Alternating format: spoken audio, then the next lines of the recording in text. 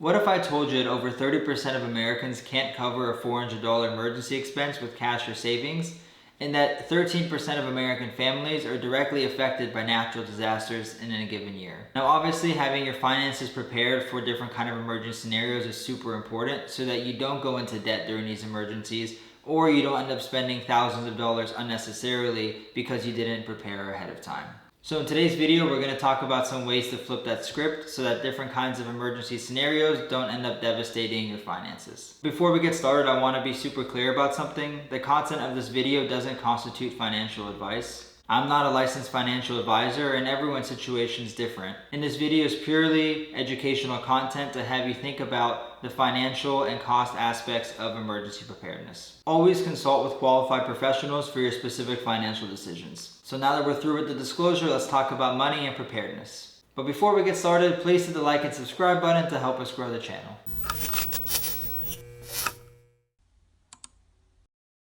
Instead of asking how much emergency preparedness costs, let's instead ask how much does it cost to not be prepared. The Federal Emergency Management Agency, also known as FEMA, estimates that the average American family spends about $1,200 during the first 72 hours of a major emergency. And that's just immediate costs of food, water, shelter, hotel rooms, gas for evacuations, and so on and so forth.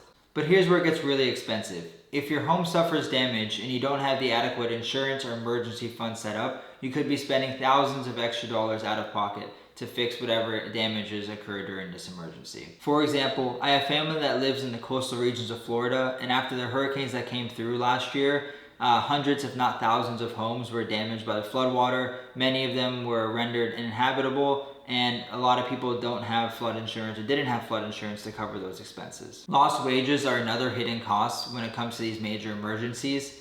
Unfortunately, during these emergencies, workplaces can get damaged, or you might not be able to get to work, and so you want to make sure you can think about how long you can survive if you don't have income coming in. Now let's talk about price gouging during emergencies. Fortunately, there are laws in place to limit price gouging. However, a lot of places do end up getting away with it, and that takes the form of increased costs of water or hotel rooms or other things like that. So bottom line, it may be better to think of emergency preparedness not as an expense, but instead as a way of mitigating much larger expenses down the road. Here's the good news. You don't have to spend thousands of dollars all at once to be prepared. The key is to spread these purchases over time and to build on what you already have. For example, with food storage, you don't need to spend $12 to $15 on a frozen meal and keep them locked away in a freezer. You can go and buy some canned goods, and usually a few dollars of canned goods will have all the nutritional value you need for a day. And if you end up spreading this over time, every time you go to the grocery store, you buy one or two canned beans or rice or whatever you end up getting, over time you'll have enough of a supply that you'll need. For water, you can end up spending a lot of money to build your own fancy water storage system, or if you wanted to do it more on a budget, you could always go and stock up on bottles of water and use those for emergencies specifically, knowing that they're going to be there. For power and electricity, you could obviously go and buy a big generator that can power your entire house for thousands of dollars. Or if you wanted to do it a little bit more affordably, you could spend a few $100s and get a power station with some solar panels for charging of your essential devices. By spreading these purchases out over time, you avoid the massive sticker shock associated with buying them all at once. And a quick pro tip is if you end up spreading out the purchases of these goods, you can wait for major sales such as Black Friday or other post-holiday clearances and buy them while they're on sale. But something really essential to remember is that planning is free and essential. Before you spend any money on acquiring gear or equipment, it's really important that you first have a plan laid out so you know what you need to get ahead of time. This is where I want to mention ReadyPlan. ReadyPlan is an app that we developed that you can download for free and use it to help build comprehensive emergency plans for yourself. You can build these emergency plans, evacuation routes, inventory list, checklist, and many other cool features that'll help you with your emergency planning needs. And again, the app is free to download via Apple or Google's App Store, and a link to the downloads will be in the description below. The beautiful thing about proper planning is it can end up saving you hundreds of dollars down the road because you only end up buying different items that you're actually planning to use during different types of emergency scenarios that may affect you. Now let's talk about a major financial foundation of emergency preparedness, and that's insurance and emergency funds. Most people never really understand their insurance until they need to, and ask yourself, do you know everything that's covered in your homeowner or renter's policy?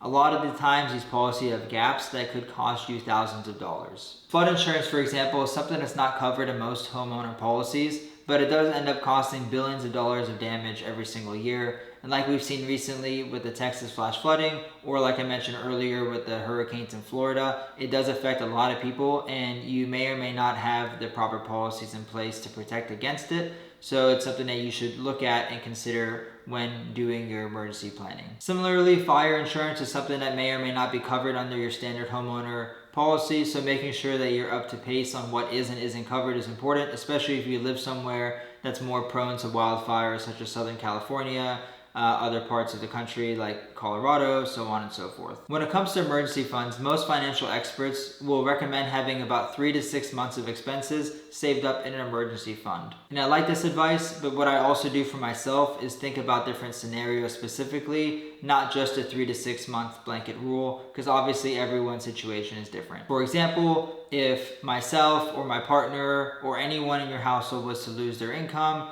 making sure you have enough emergency expenses to cover that shortfall while they look for a new job, or so on and so forth, is one scenario you could plan for. Other scenarios could be local emergencies or reasons that you might have to be out of work for 1 to 2 weeks, whether that's medical or natural disasters, and making sure you have enough expenses to cover those. And if you wanted to go a step further, you could obviously plan for major scenarios that could require you to be displaced or have to move because of this natural disaster or emergency scenario.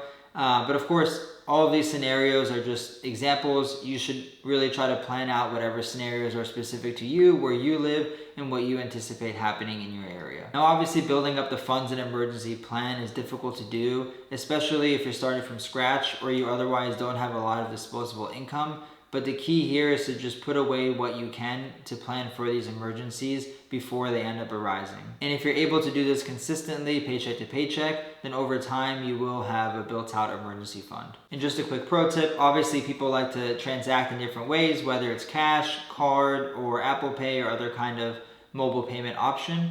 But it's always important to make sure you have some cash saved away in case of an emergency, so that if electricity or other systems are down, you can still pay for your goods that you need. Now let's transition and talk about something that doesn't actually get discussed that often, and that's the psychological side of financial emergency preparedness and how it affects your money decisions. First, the anxiety tax. When you're not prepared, you may end up making emotional financial decisions during times of crisis. This could mean you're paying premium prices for goods because you otherwise don't have an option, or you end up taking on debt to pay for whatever you need during these times of crisis. Or it could mean that you accept the first insurance settlement because you're in dire need of the financial assistance. This anxiety tax can actually end up costing you a lot more than you would have previously thought about during these emergency scenarios. But here's what happens if you are financially prepared. You can make better decisions under pressure, you can negotiate from a position of strength, you can shop around different contractors to find the best price, and you know what the fair value of what you're owed by the insurances are, so you won't accept lowball offers. And there's some ripple effects to being financially prepared as well. People who end up taking the steps to plan for different kind of financial emergencies are generally pretty good at planning for other kind of emergencies as well. And for me personally, it helps me sleep better at night knowing that I have these kind of emergency scenarios built out. So if there is some kind of major natural disaster, a job loss, or a medical expense that comes up, I know I have what I need to be ready for those scenarios. Now, I know not everyone has extra money or disposable income to go into emergency prep, but I hope you learned through this video so far you don't have to start with thousands of dollars to get into it. Like I mentioned a little bit earlier with food, you can start picking up an extra can or $1 or $2 of canned goods every time you go to the grocery store, and after a certain amount of time, you'll have enough to last you through at least basic emergency scenarios. There's a lot of free and low-cost options with helping you prepare overall for all kinds of emergency scenarios. For example, you're watching this YouTube video right now. There's plenty of other YouTube videos that can help you talk about different kind of emergency aspects of preparedness, or teaching you different skills like how to repair different things around your house in these kind of scenarios. There are plenty of community preparedness groups out there that help people in those groups effectively plan together and even share resources amongst each other. You can even check out yard sales or thrift stores to find low-priced goods or resources that you can use for emergency preparedness. And again, like I mentioned earlier, the Ready Plan app is free to download, and you can use that to get started with your emergency planning. Also, many of the local emergency management agencies that are run by the local governments in your area do offer classes or resources to people and to help them prepare for different kind of emergency events. The key is to just start from somewhere. Even if it's a small dollar amount, $20 is much better than nothing and can help you prepare much better than having no plan in place at all. Look, I get it. Thinking about emergencies and disasters isn't fun, but thinking about the potential financial ramifications of those are even worse. The truth is that everyone who makes these emergency plans knows and hopes that they never actually have to implement the plans because the emergency never arose. However, if it does, we know that we can at least somewhat protect everything that we've worked hard to build. And just a quick reminder, the content of this video is not financial advice. I'm just sharing strategies and different information to consider. Always do your own research and make sure to consult with qualified professionals for your specific situation. The question I have for you is, what is the biggest challenge that you faced in budgeting for different kind of financial scenarios related to emergency planning? Leave a comment below letting me know, or otherwise any other thoughts you had on this video. If you like this video, please hit the like and subscribe button. Thank you for sticking around through the end of the video. I'll see you next time.